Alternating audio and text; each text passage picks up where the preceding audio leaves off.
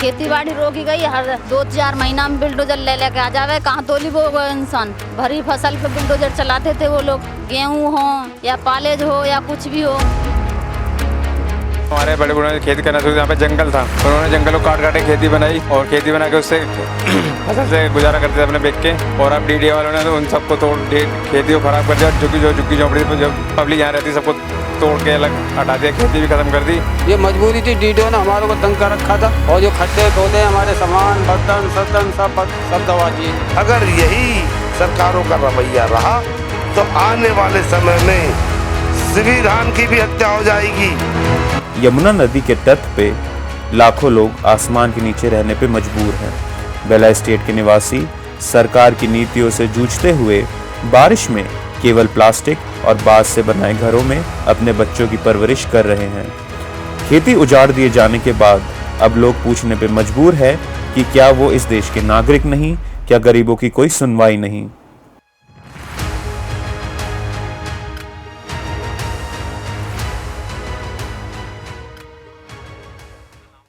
मेरा नाम सुमन है। हमें तो है कहीं 15-16 साल, मतलब कि हमारे सासू सर यहीं रहते थे। आप क्या करती हैं यहाँ पे? हम खेती बाड़ी करते थे, सब ये डीडीओ ने सब हड़प लिया, अब कुछ नहीं करते हैं। अब तो वो झुग्गी भी नहीं डालने दे रहे हैं। तो आप अभी भी खेती बाड़ी कर पा रहे हैं यहाँ पे? अब कुछ नहीं खेती बाड़ी, अब तो खाली पड़ो सारा जंगल,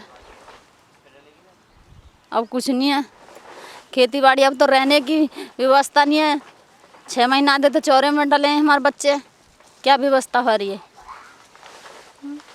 खेती बाड़ी कैसे रोकी गई आपके, आप इसको बता सकते हैं? खेती बाड़ी रोकी गई, हर 2-4 महीना में बिल्डोजर ले लेके आ जावे। कहाँ तोली वो इंसान है, भरी फसल पे बिल्डोजर चलाते थे वो लोग, गेहूँ हो या पालेज हो या कुछ भी हो। उन लोगों को ये भी रहमत नहीं कि गेहूँ ने तो काट लेते हैं। हमारे संग में तो इतनी गद्दारी करी है सरकार ने। क्या गद्दारी करी है? ये भरी फसल में चलाए और बिल्डोजर, इसमें का पैसा नहीं लगता है? पैसा से नहीं होता काम। आपकी आखिरी खेती कौन सी तबाह करी गई थी यहाँ पे?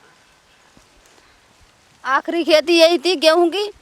गेहूं जोत दिए थे, जैसे ही बोए थे ऐसे ही जोत दिए थे, आके निकले ही बाकी है। ये कब की बात है? ये 3-4 साल है गई इन बातन ने, 3-4 साल ते हमने खेती ना करी। और उसके बाद आप लोग कैसे काम चला रहे हैं? अभी कैसे काम चला रहे हैं, नौकरी करते हैं, हमारे हाथ भी मजदूरी करते हैं। मैंने पिंटू। आपकी सर एज कितनी होगी? 40 और आप कितने वक्त से हैं यहाँ पे? वर्ष से। हमारे पिताजी हमारे दादाजी भी यहीं रहते, खेती करते थे अंग्रेजों के ज़माने से। हमेशा से बेला स्टेट में? जी जी। तो आपने जैसे कहा अंग्रेजों के ज़माने से रह रहे हैं, तो उस वक्त में जैसे आपने सुना होगा बुजुर्गों से, उस वक्त में और अभी क्या फ़र्क है? अभी उस वक्त तो जब हमारे बड़े बूढ़ों ने खेती करना शुरू, यहाँ पे जंगल था, उन्होंने जंगलों को काट काट के खेती बनाई और खेती बना के उससे फसल से गुजारा करते थे अपने बेच के। और अब डीडीए वालों ने उन सबको तोड़ खेती को ख़राब कर दिया और झुग्गी झोंपड़ी पर जो पब्लिक यहाँ रहती सबको तोड़ के अलग हटा दिया, खेती भी ख़त्म कर दी। अब यहाँ के जो बुजुर्ग थे वो तो सब चले गए, अब हम लोग रह गए। अब हम लोग को भी परेशानी कर रहे हैं और सारी खेतियाँ कब्जा करके अपने उन्होंने चारों तरफ से बाउंड्री लगा दी, हमको उससे बाहर कर दिया। अब यहाँ की पब्लिक सब परेशान है, कोई बरसात में कोई स्कूल है पास में, ना ही पानी का बंदोबस्त है यहाँ पर, और बच्चे पढ़ भी नहीं पा रहे ढंग से। जैसे अभी आपका पेशा क्या है? जी कोई कुछ नहीं है, अब तो लेबर में कहीं काम मिल जाता है, कभी नहीं मिलता। पहले खेती से गुजारा करते थे। आप इस वक्त तो बता सकते हैं कि आप खेती में क्या क्या उगाया? अब तो पहले शायद गन्ना गेहूँ मूली बैगन हरी मिर्च टमाटर ये सब बोया करते थे। और उसमें आप लोगों का अच्छा खासा काम चल जाता था उस खेती से? हाँ अच्छा खासा होता था, अब उन्होंने छीन ली तो गुजारा भी नहीं हो रहा पब्लिक का। और कैसे बंदोबस्त पानी वगैरह खेतों में कहाँ से लाया करते थे उस वक्त? पानी बोरिंग कराया हुआ था ज़मीन से, और ये सब आके सरकार ने तोड़ दिया? सब पानी भी ख़त्म कर दिया, मतलब पूरी खेती सब कुछ ख़त्म कर दिया। कितने वक्त पहले की बात है? ये अभी 5-6 महीने पहले की बात है। अच्छा, 5-6 महीने पहले ही सब खत्म हुआ है। तो आप उस दिन का कुछ बता बता सकते हैं हमें, अपने दर्शकों को बता सकते हैं उस दिन क्या क्या हुआ जब पुलिस वाले आए खेत खराब करने? खेतों में ट्रैक्टर चलाए गए, जेसीबी चलाई गई, झुग्गियाँ जेसीबी से तोड़ी गई,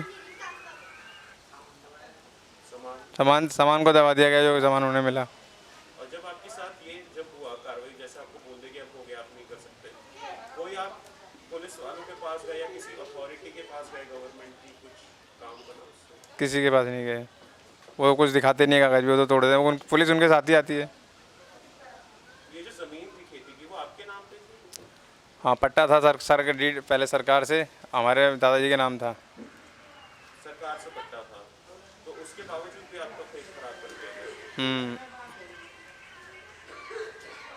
और अब आगे की आपको क्या क्या सोचना है, आगे आप क्या करेंगे?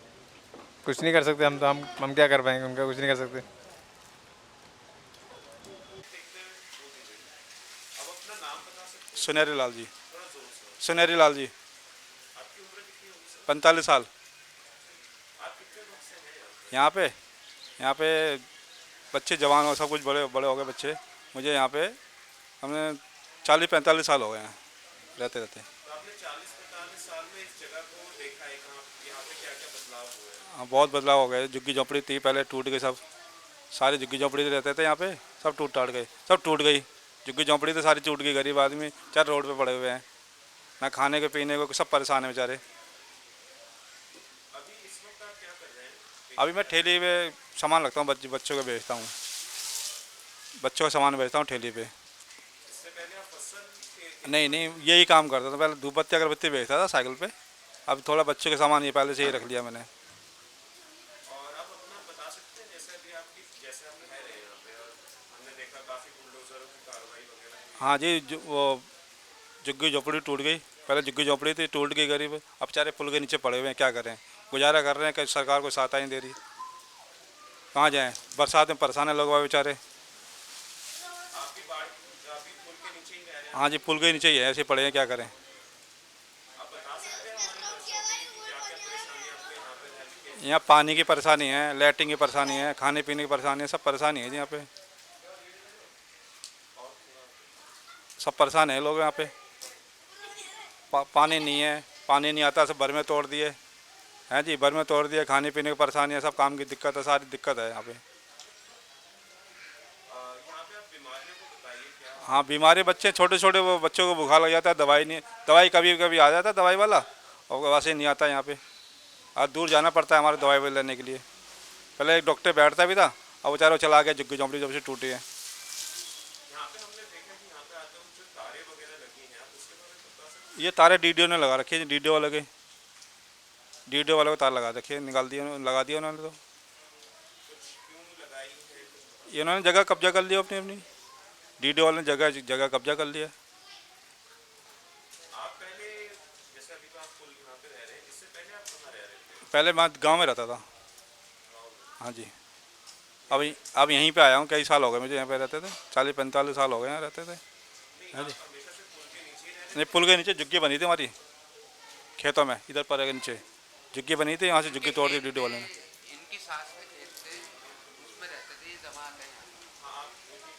झुग्गी झोंपड़ी थे पहले जी, और खेत थे, वहाँ तोड़ दिया, सब कुछ तोड़ दिया, सफाया कर दिया सारा। अब कुछ भी नहीं है हमारा, और पुल के नीचे ऐसे ही गुजारा कर रहे हैं। आपका मतलब ऐसे पूछा आपकी कमाई कितनी हो जाती है? कमाई क्या है जी, टाइम पास कर रहे हैं, कमाई तो कुछ भी नहीं है अभी, कुल लोग टाइम पास कर रहे हैं ऐसे ही। और जब आपकी यहाँ पे झुग्गी तोड़ी गई, उसके बारे में आप कुछ बता सकते हैं? हाँ, झुग्गी झोंपड़ी तोड़ते थे, अच्छे से कमाते खाते थे बेचारे, यहाँ से निकल के बाहर कमाने जाते थे, और फिर यहीं घर में आ जाते थे। अब दूर रहते हैं, कहाँ कमाने खाने जाएँ बेचारे।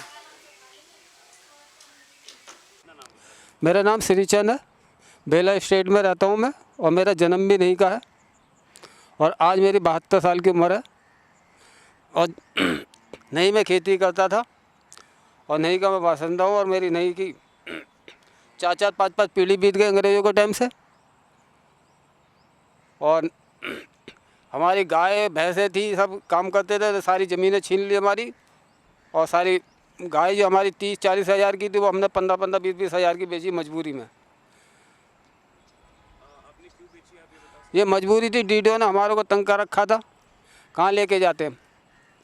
और जो खड्डे खोदे हमारे सामान बर्तन सर्तन सब दबा दिए जी। हम क्या कर सकते थे, सार भी इनके साथ थी, पुलिस इनके साथ थी, हम कुछ कर नहीं सकते थे। कोई हमारे पीछे कोई नेता नहीं, कुछ नहीं, अंधी सरकार है इस टाइम जो।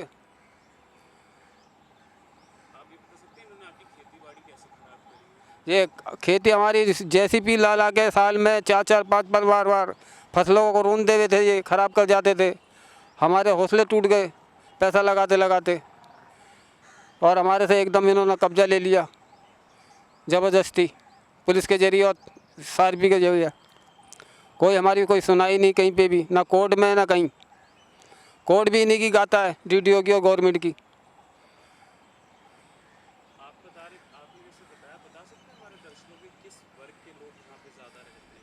ना सारी कौमें रहती हैं, हिंदू भी मुसलमान भी, सब सारी कौमें रहती हैं जी। सारे कमज़ोर हैं जी। जैसे अब जब आप कुछ हमें बता सकते हैं हमारे दर्शकों की, जब आप खेती किया करते थे तब आपकी आमदनी कितनी हुआ करती थी और अब क्या है और क्या फर्क? तब हमारी आमदनी अच्छी चलती थी और रोज़गार भी सही था। और नहीं दरियागंज में मंडी में जाते थे, लोगों को सबके 50 को मुँह पड़ती थी और 50 को घर खाते थे ऐसे। कर्फ्यू में हमारी नहीं सी सब्जी गई थी, कर्फ्यू लगा था इंदिरा कांड में, तो सारी सब्जी हमने नहीं से पार्सल करी थी और सब सस्ते में गई थी। और आज कर्फ्यू लग जाए तो पब्लिक इतनी महंगी 50-60 रुपये किलो से कोई कमती सब्जी नहीं है अब भी।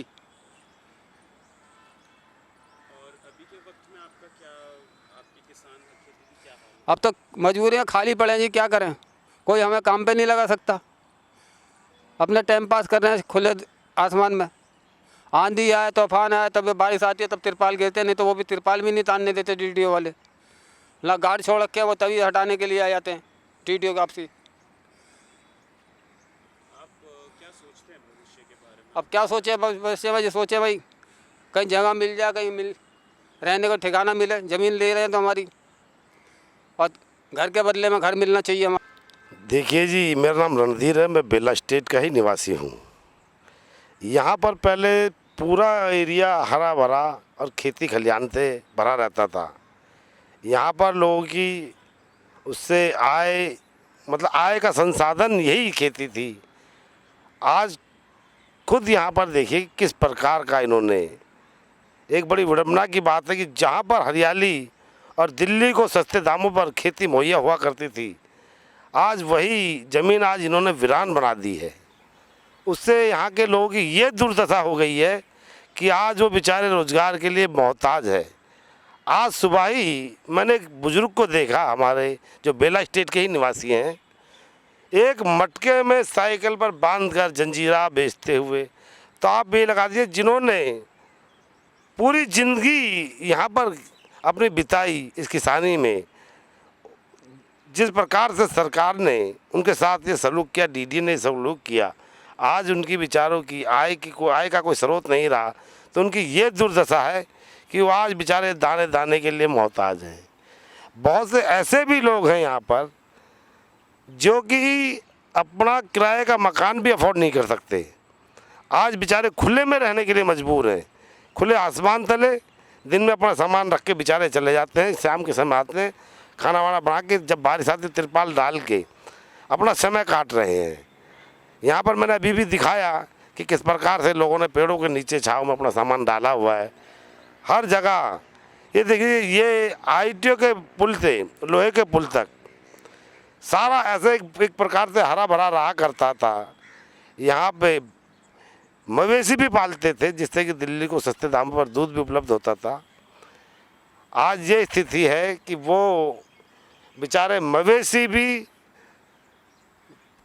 कोई यहाँ से उठा के लिया, कोई यहाँ से उन्हें कमेटी के बहाने से या कोई चुरा के आज किसी ने उन्हें सस्ते दामों पे बेचा।